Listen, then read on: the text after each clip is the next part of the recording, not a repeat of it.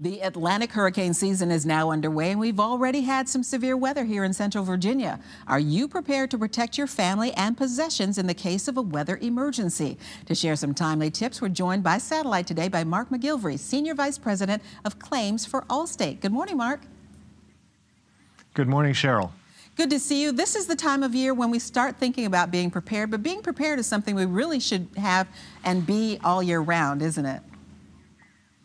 It absolutely is. It is one of those things that you don't want to wait till the storm is hitting to think about how you're going to get out of the house or how you're going to get a emergency get together. The time to think about it is now.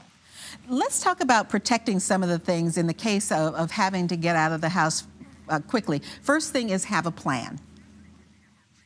Yes, yeah, and I do think it is one of those that you got to think about it from if the family needs to get out of the house, what's the game plan? What are the ways they're going to exit? And where do you meet? What is the predefined meeting place that we've all got?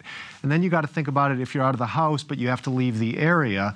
Where are you going? What are the routes you can take? How are you going to get there?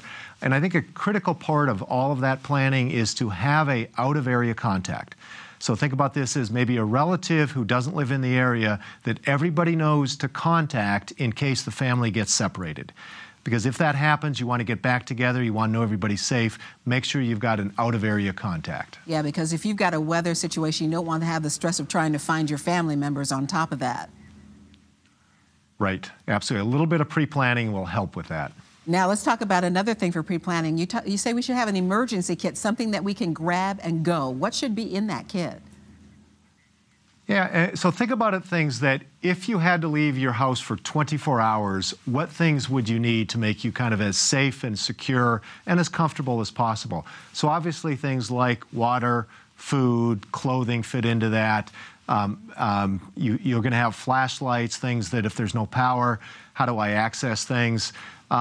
Prescription medicines is also another one that if you are on any kind of prescription medicine or need something, you want to make sure that's part of it because you don't want to be stranded without the things that are really necessary for you. I use 24 hours because I think that's oftentimes how long you're going to be out before federal agencies, kind of different, Red Cross, et cetera, can help you.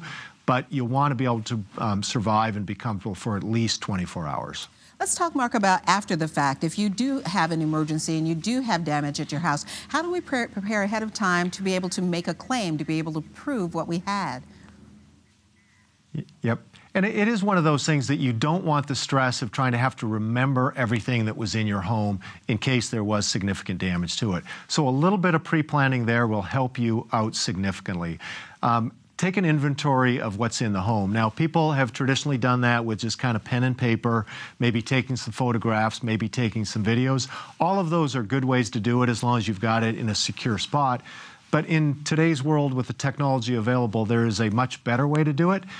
There's an app that Allstate's developed called Digital Locker, and you can download it free of charge, whether you're a customer or not a customer. So download it, take a look at it. It will lead you step by step on putting that inventory together, and then it saves it in a very secure spot. So you'll have it available to you. You don't have to think about where it is. You're going to have that available to you. Doing that in advance, it doesn't take a ton of time, is going to really be a saver in case something does happen to your home and you got to think about all those items in the house. Yeah, that's great because it probably would ask questions that we might forget some things along the way in doing that. One more thing I did want to ask you is how do we make sure that we're covered appropriately? A lot of people forget to have flood insurance or don't know whether or not we need flood insurance. What questions do we need to ask to make sure we're properly covered? Right, that's a great example because I do think you'll want to spend some time with your local insurance agent. So get to the agent, talk to them about the risks that you face. So if you are subject to potential floods, flooding is not covered on standard homeowner policies. And there is a great program through the federal government, through the National Flood Insurance Program, that you can purchase a policy there to ensure that you have coverage in case a flood does happen. So ask the agent, what kind of risk are you subject to?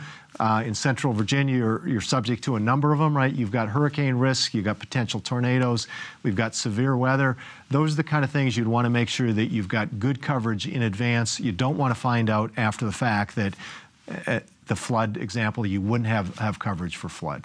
All right, Mark McGilvery, thank you so much for joining us today. We're going to put that information about the app on our website at WTVR.com/VTM. Thanks so much for joining us today. Thank you, Cheryl. You're welcome. Have a great summer.